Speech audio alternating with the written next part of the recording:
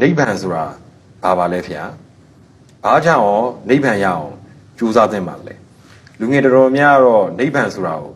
တေချာနားမလဲအတွက်နိဗ္ဗာန်ဆိုတာကိုလူငယ်များနားလဲအောင်ရှင်းပြမိန့်ကြားပြီးတော်မူပါ။ဟုတ်ပါတယ်။နိဗ္ဗာန်ဆိုတာဘုံဌာနကြီးတစ်ခုလည်းမဟုတ်ပါဘူး။နိဗ္ဗာန်ဆိုတဲ့စကားလုံးနဲ့ရှင်းမယ်ဆိုလို့ရှိရင်လူချင်းမှုတွေတွေ့တာမှုတွေတက်မဲ့မှုတွေအလုံးအဆုံးသတ်သွားနိုင်တဲ့အဆင့်ကိုနိဗ္ဗာန်လို့ခေါ်တာပါ။ဒါမို့နိဗ္ဗာန်ဆိုတဲ့စကားလုံးကဝါဒဆိုတာကံနဲ့အကျိုးတွဲချိတ်ထားတယ်ဘဝတစ်ခုနဲ့ဘဝတစ်ခုကိုတွဲဆက်ပေးထားတယ်ဆင်းရဲဒုက္ခတွေဟာဆင်းရဲမပြတ်တစ်ခုပြီးတစ်ခုဖြစ်ပေါ်နေတဲ့အရာတွေဟာဘာကြောင့်လဲလို့ဆိုရင်လူချင်းမှုတွေတတ်မဲ့မှုတွေတွေ့တာမှုတွေတဏှာလောဘတွေကြောင့်ဖြစ်နေတာဖြစ်တယ်အဲ့ဒီတဏှာလောဘတွေကိုချုပ်ငြိမ်းသောအောင်အဆုံးသတ်နိုင်တဲ့အဆင့်ဟာနိဗ္ဗာန်ပဲဖြစ်ပါတယ်ဒါကနိဗ္ဗာန်ဆိုတဲ့စကားလုံးကပြောတဲ့အဓိပ္ပာယ်ပဲနော်နောက်မိကုန်းတစ်ခုကဘာကြောင့်နိဗ္ဗာန်ရောက်အောင်ကြိုးစားသင့်တယ်လဲဆိုတဲ့မိကုန်းကတော့နိဗ္ဗာန်မရမချင်းလူမှုဒုက္ခတွေတို့ဘဝဒုက္ခတွေတို့ကြုံတွေ့နေမှာဖြစ်တယ်အဲ့ဒီဆင်းရဲဒုက္ခတွေကလွတ်မြောက်ပြီးတော့ဘယ်တော့မှအဲ့ဒီဒုက္ခမျိုးမရောက်အောင်ချမ်းသာမှုကိုရချင်တယ်ဆိုရင်တော့ဒါနိဗ္ဗာန်ရောက်အောင်ကြိုးစားရမှာပဲဖြစ်တယ်ပေါ့ဒါကြောင့်ကြိုးစားတဲ့ဒုက္ခအဆုံးသတ်ဖို့အတွက်နိဗ္ဗာန်ရောက်အောင်ကြိုးစားနိဗ္ဗာန်ရောက်မှဆင်းရဲဒုက္ခမှန်သမျှအဆုံးသတ်မှာဖြစ်တယ်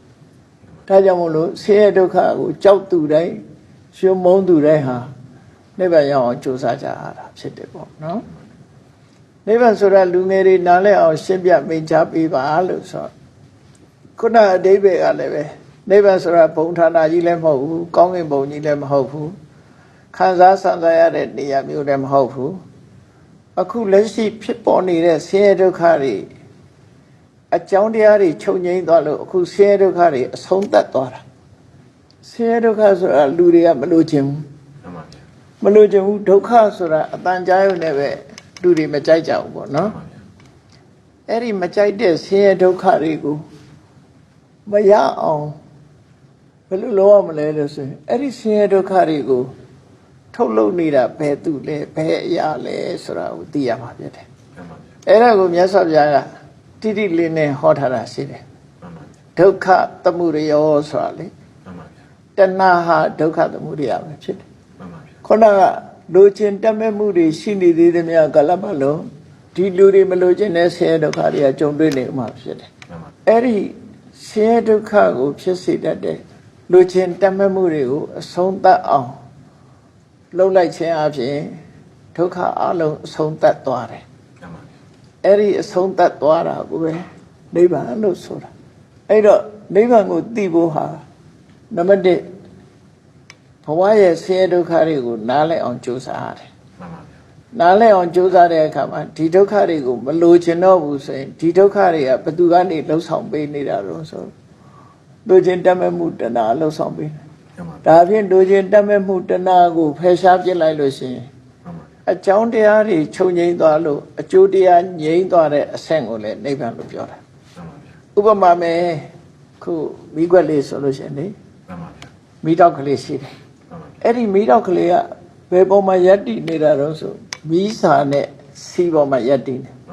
စီလေးကလည်းရှိနေတယ်မီးစာလေးကလည်းရှိနေတယ်အဲ့ဒီပေါ်မှာမီးတောက်လေးရပ်တည်နေတာစီလည်းမဖြေတော့ဘူးမီးစာလည်းကုန်းသွားပြီဆိုတဲ့အခါသူလောင်းစရာသူရပ်တည်ဖို့နေရာမရှိတော့ဒီနှစ်ခုအကြောင်းတရားနှစ်ခုကုံဆုံးသွားခြင်းကြောင့်မီးတောက်ကလေးငြိမ်းသွားတယ်အကြောင်းကင်းသွားလို့အကျိုးတရားလည်းကင်းသွားတယ်ဆိုတဲ့အဲ့ဒီအငြိမ်းသဘောကိုလည်းနိဗ္ဗာန်လို့ခေါ်တာပဲဘဝဆိုတာကံနဲ့ကိလေသာပေါင်းစပ်ပြီးတော့ထုတ်လုပ်တာဖြစ်တယ်ကိလေသာတွေကိုဖယ်လိုက်တော့ကံတွေကအလုံးမဖြစ်တော့ဘူးကံနဲ့ကိလေသာငြိမ်းသွားပြီငြိမ်းသွားတဲ့အခါသူတို့ဘဝတစ်ခုကိုဆက်လက်မထုတ်တော့ဘူး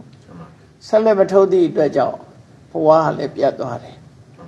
ကံကိလေသာဆိုတဲ့အကြောင်းငြိမ်းလို့အကျိုးဖြစ်တဲ့ဆင်းရဲဒုက္ခဆိုတဲ့ဘဝငြိမ်းသွားတာဒါနိဗ္ဗာန်ပဲလို့ဆိုလို့တယ်နော်အဲ့နိဗ္ဗာန်ဆိုတာဘာမှမရှိခြင်းသဘောတရားကိုပြောတာမျိုးလားရှင်းပြမရှိတာမဟုတ်ဘူးသူကဆိုတော့မိတော့လေးဆိုတာရှိတယ် အဲ့ဒီမိတော့လေးရှိတော့မိတော့ကလေးငြိမ်းသွားတာရောမရှိဘူးလို့ပြောလို့ရလား အဲ့လိုတော့မရပါဘူး မရဘူးမိတော့ကလေးရှိလို့လောင်းနေတဲ့မိတော့ကလေးကိုငြိမ်းလိုက်တဲ့အငြိမ်သက်သဘောမျိုးပဲ မှန်ပါ အရှိကိုငြိမ်းလိုက်တဲ့အခါငြိမ်းသွားတဲ့သဘောလေးကိုပဲနိဗ္ဗာန်လို့ဆိုလိုတယ် နောက်ထပ်မေးခွန်းတစ်ခုကတော့